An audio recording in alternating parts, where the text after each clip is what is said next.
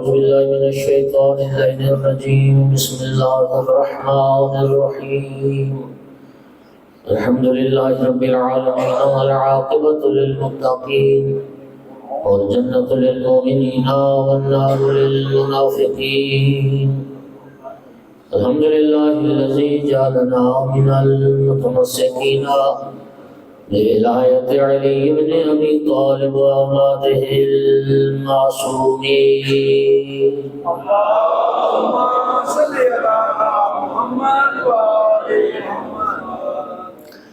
الحمد لله الذي جعلنا من الباقين على سيد الشهداء وأولاده وأصحابه المظلومين. الصلاة والسلام والتحية والإكرام على رسوله الكريم شفيع المذنبين آنس الغريبين ورحمة للعالمين عاني العبد المؤيد الرسول المسدد المحمود الأحمد المصطفى الأمجد القاسم محمد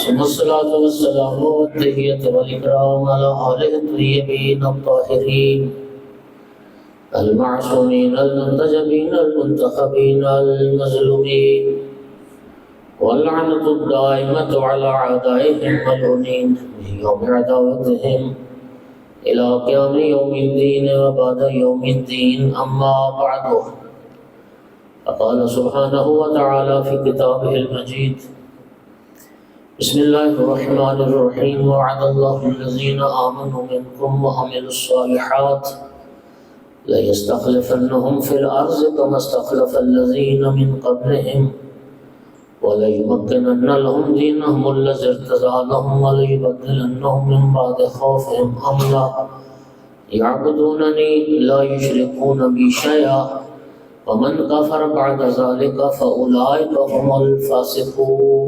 صلوات پڑھتے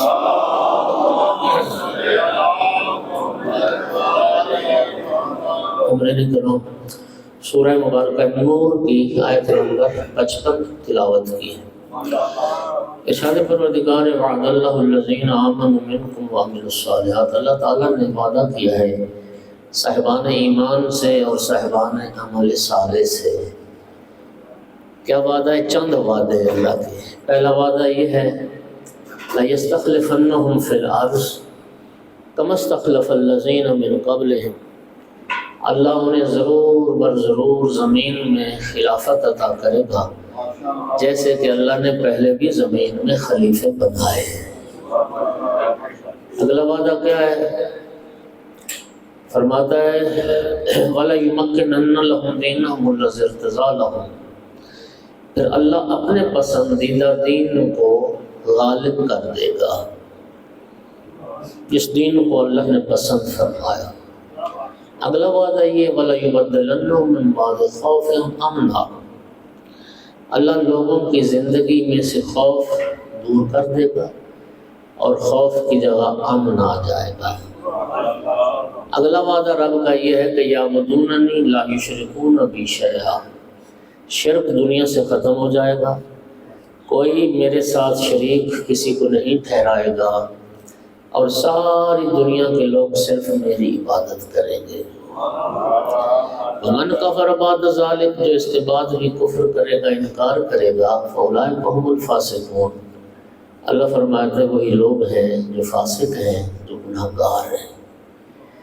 سامعین گرامی، سوال یہ ہے کہ یہ وعدہ الہی اور اس آیت میں جتنے بھی وعدے ہیں یہ وعدے کب پورے ہوں گے؟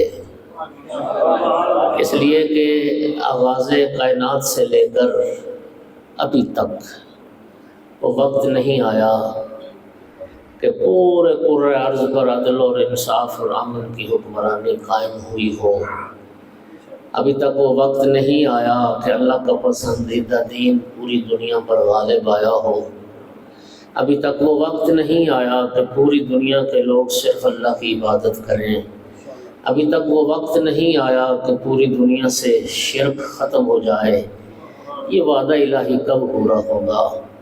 سامنے گرامی یقین رکھیے یہ وعدہ الہی ضرور پورا ہوگا، کب؟ جب یوسف زہرا کا ظہور ہو جائے۔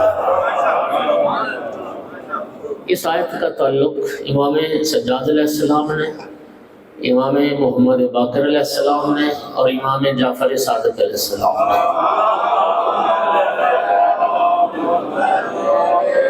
ان تینوں ائمہ نے فرمایا ہے کہ اس آیت کا تعلق امام مہدی علیہ السلام کی خلافت سے ہے۔ اللہ تعالیٰ امام مہدی کے صدقے میں وہ خلافت الہیہ قائم ہوگی، دنیا عدل اور امن کا گہوارہ بنے گی، پورے عرض پر اللہ کا پسندیدہ دین نافذ ہوگا۔ اچھا یعنی سے ایک نکتہ اس پہ ذرا توجہ فرمائیے، وَلَيُمَكِّنَنَّ لَهُمْ دِينَهُمُ الَّذِي ارْتَضَىٰ لَهُمْ، اللہ اس دین کو غالب کرے گا جس دین پر اللہ راضی ہوا، جس دین کو اللہ نے پسند کیا۔ اللہ کس دین پر راضی ہوا اور کب راضی ہوا؟ اليوم اکملت لکم دینکم واتممت علیکم نعمتی ورضیت لکم الاسلام دینا۔ اللہ اس دین اسلام پہ راضی ہو گیا، نعمتیں تمام ہو گئیں، دین مکمل ہو گیا جس دن اللہ کے حکم سے مولا علی علیہ السلام کی ولایت کا اعلان ہو گیا۔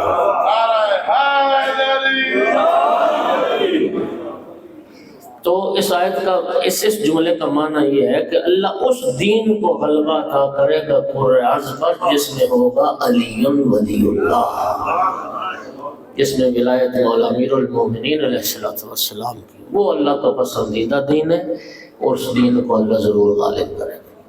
مہدویت کا عقیدہ سب مسلمانوں کا عقیدہ ہے، بلکہ میں اس سے بڑھ کے ایک بات کرنے لگا ہوں، دنیا کے تمام مظلوم و مقہور انسانوں کا عقیدہ ہے، مجبور انسانوں کا عقیدہ ہے۔ فلسفیوں کا ایک اصول ہے، وہ کہتے ہیں کہ یہ جو انسان محسوس کرتا ہے نا چیزیں، اگر ان محسوسات کی تکمیل کا ذریعہ خارج میں موجود نہ ہو تو انسان چیزیں محسوس ہی نہ کرے۔ مثال دیتا ہوں، انسان پیاس محسوس کرتا ہے، اگر اللہ تعالیٰ نے پیاس بجھانے والی چیزیں خلق نہ کی ہوتی تو انسان کبھی پیاس محسوس نہ کرتا۔ انسان بھوک محسوس کرتا ہے، اگر اللہ تعالیٰ نے بھوک مٹانے والی چیزیں نہ بنائی ہوتی انسان کو کبھی بھوک کا احساس نہ ہوتا۔ آج اگر دنیا کے مظلوم لوگ، مجبور لوگ یہ محسوس کرتے ہیں کہ کوئی ہونا چاہیے جو ظالم کا ہاتھ کاٹ ڈالے، کوئی ہو جو ظالم کا ہاتھ روک دے، کوئی ہو جو مظلوم کی فریاد سنے، کوئی ہونا چاہیے جو مظلوم کا حامی بنے، مظلوم کا فریاد رس ہو، جو مظلوم سے، ظالم سے چھین کے مظلوم کو اس کا حق دلائے۔ اگر دنیا کے ہر مظلوم اور مقہور کا یہ احساس ہے تو اگر خداوند عالم نے امام مہدی کو خلق نہ فرمایا ہوتا تو کبھی دنیا کے کسی مظلوم اور مقہور انسان کے اندر یہ احساس پیدا ہی نہ ہوتا۔ یہ احساس پیدا ہونا خود دلیل ہے کوئی ہستی ہے جو ان کے احساسات کی تکمیل کرنے والا ہے، اور اسی ہستی کو نبی کریم کی خبر کے مطابق ہم امام مہدی علیہ السلام کے وجود سے یاد کرتے ہیں۔ یہ نبی کریم فرما کے گئے، سب مسلمانوں کا عقیدہ ہے کہ امام مہدی علیہ السلام نے آنا ہے۔ توجہ چاہوں گا، میں کہتا ہوں مولا امام مہدی آپ خوش نصیب تھے، آپ کی جد رسول اللہ نے آپ کے آنے کی خبر دی اور سارے مسلمانوں نے مان لیا۔ ہائے مظلومیت مولا علی علیہ السلام کی کہ 1.25 لاکھ کے مجمع میں بازو بلند کر کے دکھایا تھا اور فرمایا تھا من کنت مولاہ فہذا علی مولا۔ امیر المومنین کی ولایت پہ دنیا اکٹھی نہ ہوئی۔ رسول اللہ نے فرمایا تھا اگر دنیا مولا علی کی ولایت پر جمع ہو جاتی اللہ جہنم کو پیدا نہیں کرتا۔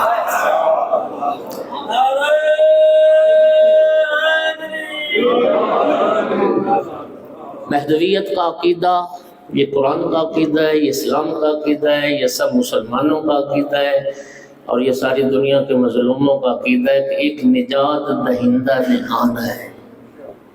مظلوم دکھی انسانیت کو نجات دلانے والا ضرور آئے گا، اور یہ عقیدے کے اتنے مثبت اثرات ہیں، ذرا توجہ کیجیے۔ اغیار نے شیعہ مخالف لوگوں نے شیعت کے بارے میں بڑی تحقیق کی ہے۔ 1400 سال سے شیعہ مظلومیت سے عبارت ہے۔ رسول اللہ کی رحلت کے فوراً بعد شیعیان علی پر ظلم کا سلسلہ شروع ہو گیا۔ مالک بن نویرہ کو کیوں قتل کیا گیا؟ محبت علی اور ولایت علی کے جرم میں قتل کیا۔ حضرت عبداللہ بن مسعود کی پسلیاں کیوں توڑی گئی تھیں؟ ولایت علی کے جرم۔ حضرت ابو ذر کو 2 بار جلا وطن کیا گیا، مدینے میں رہنے نہیں دیا گیا، مدینے سے نکال دیا گیا۔ جرم کیا تھا؟ ولایت امیر المومنین کا دفاع، حق امیر المومنین کا دفاع۔ یعنی رحلت پیغمبر کے فوراً بعد شیعیان علی پر ایک ظلم و ستم کا سلسلہ شروع ہو گیا، اور آج تک جاری ہو ساری، آج تک وہ سلسلہ جاری ہو ساری۔ پارا میں ابھی کیا ہوا ہے جی، اور پوری دنیا میں شیعیان اہل بیت مظلومیت کا شکار ہے۔ یقین کرنا، لوگوں نے ریسرچ کی، تحقیق کی، اس پہ سوچا کہ آخر کیا وجہ ہے کہ یہ شیعہ 1400 سال سے قتل ہو رہے ہیں، لاشیں اٹھا رہے ہیں، بچے ان کے یتیم ہو رہے ہیں، عورتیں ان کی بیوہ ہو رہی ہیں، گھر ان کے جلائے جا رہے ہیں، کاروبار ان کے برباد کیے جا رہے ہیں، قیمتی ترین لوگ قتل ہو گئے، مارے گئے، اور کمال ہے نہ یہ تھکتے ہیں، نہ یہ حق ولایت امیر المومنین سے پیچھے ہٹتے ہیں، اور نہ اہل بیت کا راستہ چھوڑتے ہیں۔ لوگ تو یقین کریں لالچ میں آ کے، خوف سے آ کے مذہب بدل لیتے ہیں، عقیدہ بدل لیتے ہیں۔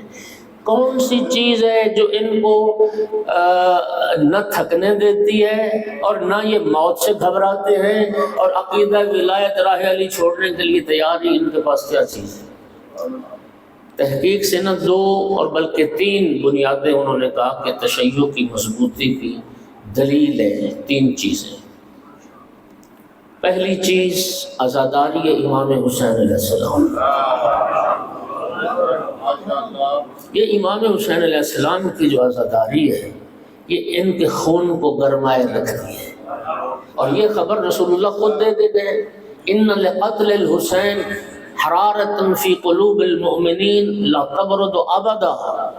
امام حسین علیہ السلام کی شہادت کی وجہ سے صاحبان ایمان کے دلوں میں ایک ایسی حرارت پیدا ہو جاتی ہے جو کبھی سرد نہیں ہو سکتی۔ توجہ، یقین کیجئے، یہ فیس بک پہ بڑا وائرل ہوا، اہل سنت کے ایک عالم دین کا بیان۔ انہوں نے کہا تھا کہ جذبہ شہادت قوم شیعہ میں ہے، اور قوم شیعہ میں جذبہ شہادت کیوں ہے؟ اس لیے کہ ان کے لیے جو مینارہ ہدایت ہے وہ کربلا ہے۔ نعرہ تکبیر، نعرہ رسالت، یا رسول اللہ،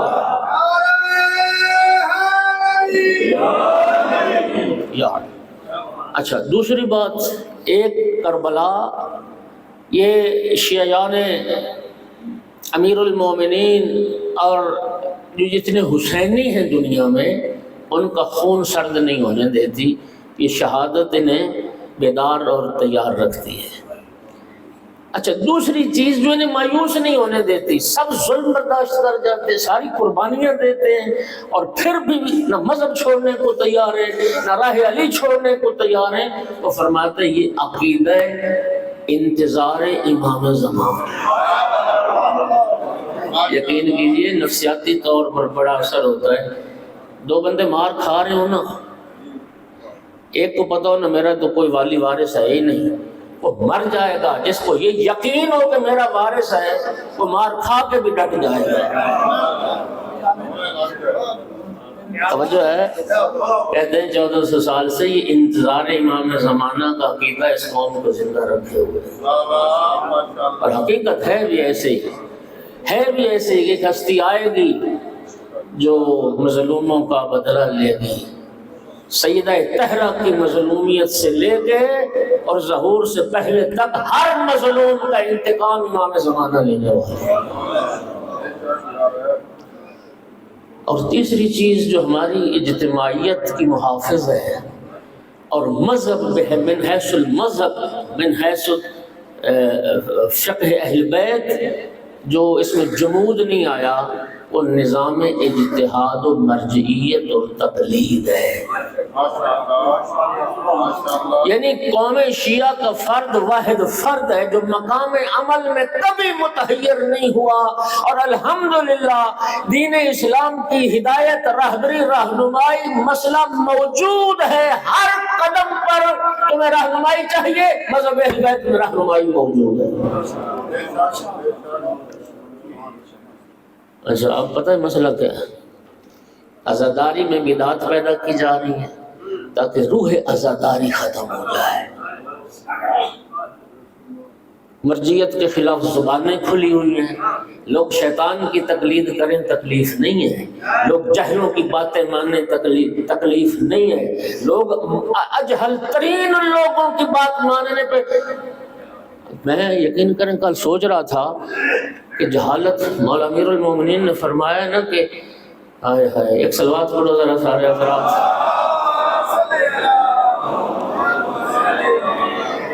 مدرسہ علمیہ کا جلسہ ہے، مولا امیر المومنین علیہ السلام نے نہج البلاغہ میں فرمایا کفا بالعلم شرفا ان یدعیہ من لا یحسنہ یفرح به اذا نسب الیہ۔ فرمایا تھا کہ علم کی فضیلت پر کوئی دلیل نہ ہو، علم کی فضیلت کے لیے صرف اتنی ساری بات کافی ہے، جاہل کو بھی عالم کہہ دو تو وہ خوش ہو جاتا ہے۔ وَقَفَا بِالْجَهْلِ، مرضی آپ کے بولو نہ بولو، وَقَفَا بِالْجَهْلِ ضَمًّا يَبْرَأُ مِنْهُ مَنْ هُوَ فِيهِ، اور جہالت کی مذمت پر کوئی دلیل نہ ہو، جہالت کی مذمت کے لیے صرف اتنی ساری بات کافی ہے، جاہل کو بھی جاہل کہہ دو تو ناراض ہو جاتا ہے۔ یقین کیجیے جاہل انسان اپنی طرف سے جتنی بھی بڑی علمی بات کرنے کی کوشش کرے نتیجتاً جہالت ہی نکالتا ہے منہ سے، تو بہودگی منہ سے نکالنے کا۔ ہاں سارا سوشل میڈیا بھرا ہوا ہے ایسے جہلا کی باتوں سے۔ اور میرے مومن سامعین، یہ اجتہاد و تقلید کا جو نظام ہے یہ غیبت کبریٰ کا دور نہ گزارا جا سکتا اگر امام زمان پردہ غیبت میں جانے سے پہلے یہ نظام ہمیں عطا نہ کر کے گئے ہوتے۔ آپ خوش نصیب ہیں، خدا کی قسم وہ بندہ خوش نصیب ہے جو علماء سے قریب ہے، علماء سے وابستہ ہے، جو مدارس کے قریب ہے، نماز آپ کو آتی ہے، مسائل کا آپ کو پتہ ہے، حلال و حرام کی آپ کو تمیز ہے۔ خدا کی قسم کھا کے کہہ رہا ہوں جو علماء سے دور ہیں، جو مدارس سے دور ہیں، انہیں وضو نہیں آتا، انہیں استبراء کا پتہ نہیں، انہیں غسل کرنا نہیں آتا، انہیں حلال حرام کی تمیز نہیں ہے، ہاں جی وہ عاشا جاہلا و ماتا جاہلا، جاہل جی رہے ہیں جاہل مر جائیں گے، جاہل ہی ان کی تعریف کرنے والے، جاہلوں سے مداد لینے والے۔ صلوات پڑھ کے ساتھ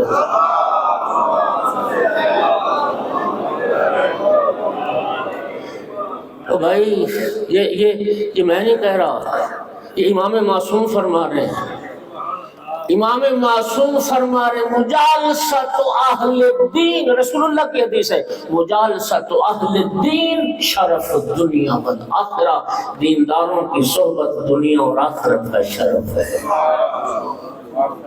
دینداروں کی صحبت دنیا اور آخرت کا شرف ہے۔ امام زمان عجل اللہ فرجہ الشریف انشاءاللہ دعا کریں۔ ہمارا اس غیبت کے زمانے میں نا ایک فریضہ امام کے ظہور کی دعا کرنا ہے، اور امام جب آئیں گے یہ اگلی بات بڑی خطرناک ہے، روایات ہیں روایات۔ جب امام علیہ السلام تشریف لائیں گے لوگ کہیں گے یاتی بدین جدید، یہ کیسا امام ہے، یہ تو کوئی نیا دین لے کے آ گیا۔ حالانکہ امام مہدی نیا دین نہیں لائیں گے، امام کے ظہور سے پہلے ہم نے دین کا حلیہ اتنا بگاڑ دیا ہوگا کہ امام والا دین ہمیں نیا دین لگے گا۔ حالانکہ آپ امام صاحب العصر کے زیارت نامے میں اور امام کے لیے جو ظہور کی دعائیں ان دعاؤں میں پڑھیں، امام تو آئیں گے بدعتوں کو ختم کرنے، ہم بدعات کو دین بنا چکے ہوں گے۔ توجہ ہے حضرات، ہم اتنا دور ہو چکے ہوں گے پیغمبر کی سنت سے، اہل بیت کے طریقے سے، تعلیمات قرآن سے، اور اتنا بدعات اور خرافات میں ہم گھر چکے ہوں گے کہ ہم نے انہی کو دین بنا لیا ہوگا۔ امام زمانہ جب آئیں گے ان سے روکیں گے تو ہم کہیں گے یہ تو نیا دین لے کے آ۔ بات سمجھ نہیں آئی آپ کو؟ سمجھ آ رہی ہے نا؟ امام کا مخالف ہو جائیں گے، یہ کیسا امام ہے ہمیں دھمال ڈالنے سے روکنے آ گیا، ہاں یہ کیسا امام ہے ہمیں فلاں بدعت سے روکنے آ گیا۔ اللہ آج مجھے بتائیے قرآن کی مرضی کی تفسیریں ہو رہی ہیں نہیں ہو رہی؟ حدیث قدسی کا جملہ اللہ رب العزت فرماتا ہے ما آمن بی من فسر کلامی برائے۔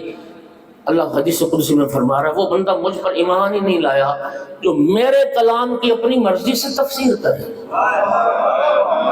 اور بھائی اللہ کے کلام کی تفسیر کا حق صرف ان ہستیوں کو ہے جس گھر میں قرآن اترا ہے۔ قرآن کیا کہتے ہیں؟ دیکھیں ہم کہتے ہیں نا یہ قرآن صامت ہے، یہ خاموش قرآن ہے، اور 14 معصومین یہ قرآن ناطق ہے، یہ بولنے والا قرآن ہے۔ تو قرآن صامت کیا کہتا ہے؟ یہ قرآن ناطق سے پوچھو، تو ابجد نہیں جانتا دین کی، تو مفسر قرآن بن کے بیٹھ گیا۔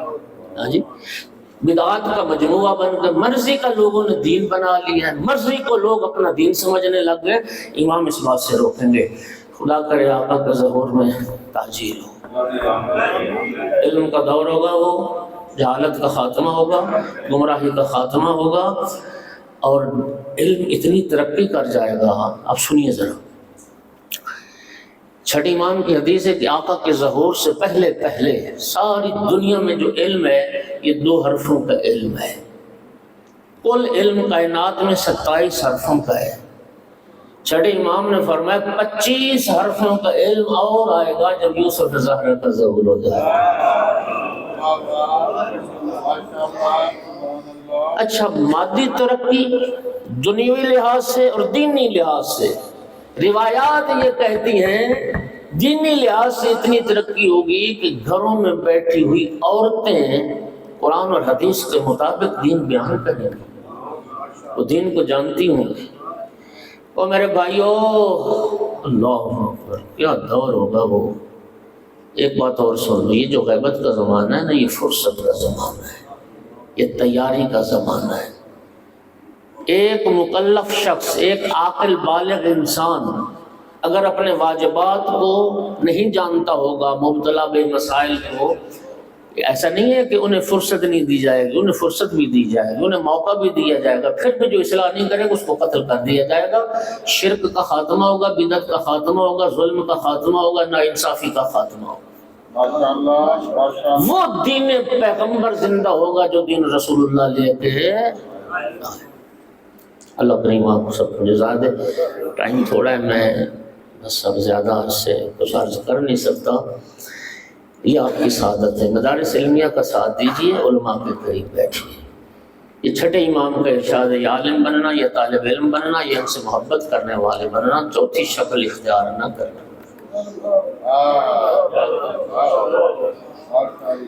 ابھی بھی کچھ صاحب بیٹھے فون کر رہے تھے، کبھی بھی مجموع سے حق نہیں پہچانا جاتا، صلوات پڑھ دو سارے۔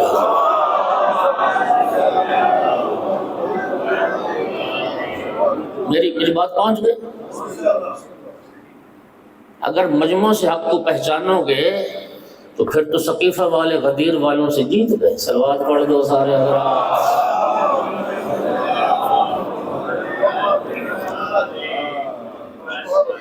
مولا امیر المومنین علیہ السلام نے فرمایا، اعرف الحق تعرف اہلہ۔ لوگوں سے حق نہ پہچانو، پہلے حق پہچانو کیا ہے، پھر اہل حق خود بخود پہچاننے جائیں۔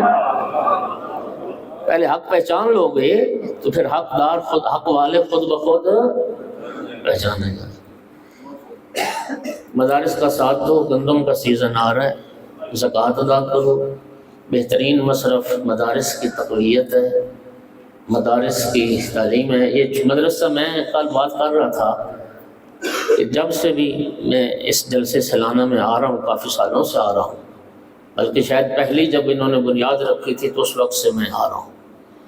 الحمدللہ صابر عباس توحیدی صاحب ہمارے عزیز بھائی، اللہ ان کی توفیقات میں اور اضافہ کرے، محنتی ہیں، زحمت کش ہیں، ہر سال جلسے پہ آتے ہیں تو کچھ نہ کچھ نیا اضافہ ہوتا ہے۔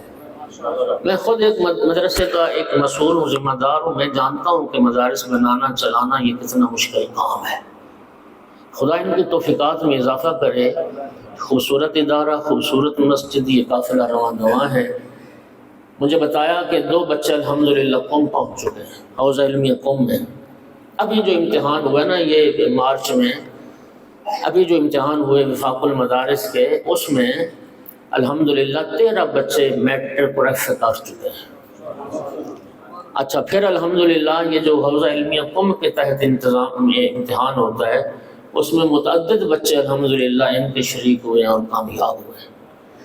تو خدا ان کا حامی و ناصر ہو، اور ظاہر ہے یہ ہماری اور آپ کی ذمہ داری ہے۔ اپنے واجبات میں سے آپ دست و بازو بنیں، آپ معاون بنیں، یہ تبلیغ دین میں آپ کا حصہ ہوگا، ترویج دین میں آپ سہیم بنیں۔ اور ویسے بھی جانتے ہو کہ زکوٰۃ، یہ سن لو اب حدیث، میں تو حدیث پڑھنے میں ذمہ دار ہوں، باقی نتیجے کا میں ذمہ دار ہوں، تو کوئی کیا سمجھتا ہے۔ اربعۃ لا يدخلون الجنہ، نبی کریم کی حدیث مبارک 4 بندے جنت نہیں جائیں گے، ان میں ایک کا بتاتا ہوں، مانع الزکوٰۃ ولو بحبۃ، جو زکوٰۃ نہ دے چاہے ایک دانہ گندم زکوٰۃ ہو۔ اچھا، کچھ عبادتیں ان کی قبولیت ایک دوسرے سے مشروط ہے۔ قرآن مجید میں جہاں بھی یا ایھا الذین آمنوا اقیموا الصلاۃ، وہیں پہ آتوا الزکوٰۃ ہے۔ معصوم نے فرمایا اقامہ نماز کے ساتھ زکوٰۃ کا حکم کیوں؟ فرمایا اس لیے کہ نماز بغیر زکوٰۃ کے قبول نہیں، اور زکوٰۃ بغیر نماز کے لازم ہو۔ اللہ تعالیٰ واجبات کی ادائیگی کی توفیق دے۔ بس دامن وقت میں گنجائش نہیں رہی، میں مختصر 2 جملے مسائل کو پڑھوں گا۔ میں مولا حسین علیہ السلام کی مظلومیت کی وہ مجلس پڑھنا چاہتا ہوں جو امام زمانہ ظہور کے بعد اپنے جد امام حسین کی مظلومیت پڑھے۔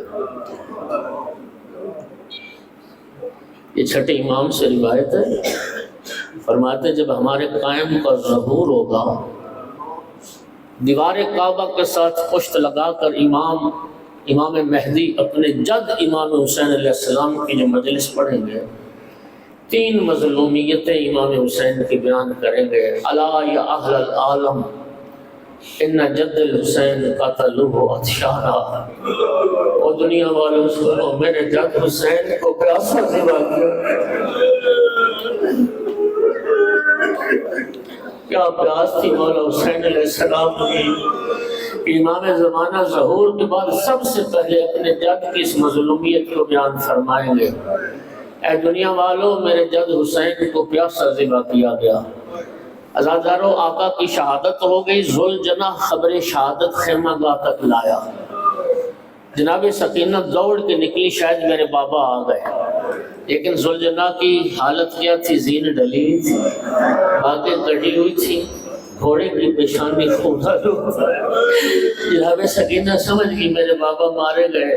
جناب سکینہ نے گھوڑے کے گلے میں باہیں ڈال کے ایک سوال کیا، یا جواد ابھی یا سوکے یا ابھی ہم قتلات شانہ، میرے بابا کو گھوڑا بس اتنا بتا دے، میرے بابا کو ذبح کرنے سے پہلے کسی نے پانی پلایا تھا، یہ میرے بابا کیا سکتا۔ امام سجاد علیہ السلام 12 محرم کو اعجاز امامت کے ساتھ آئے کوفہ سے، اور اپنے مظلوم بابا کو دفن کیا، شہیدان کربلا کو دفن کیا۔ ایک چٹائی منگوائی بنی اسد کے لوگوں کی مدد کے ساتھ، اس پہ ٹکڑے مظلوم کربلا کی لاش کے رکھی، اور اپنے بابا کو جب دفن کیا، دفن کرنے کے بعد تعویذ قبر پر اپنی انگلی سے یہ جملہ لکھا، ھذا قبر حسین ابن علی الذی قاتلوہ عطشانا غریبا، یہ قبر حسین ابن علی نے جسے عالم غربت کو پیاسا قتل کر دیا، میرے جد کو پیاسا مارا گیا۔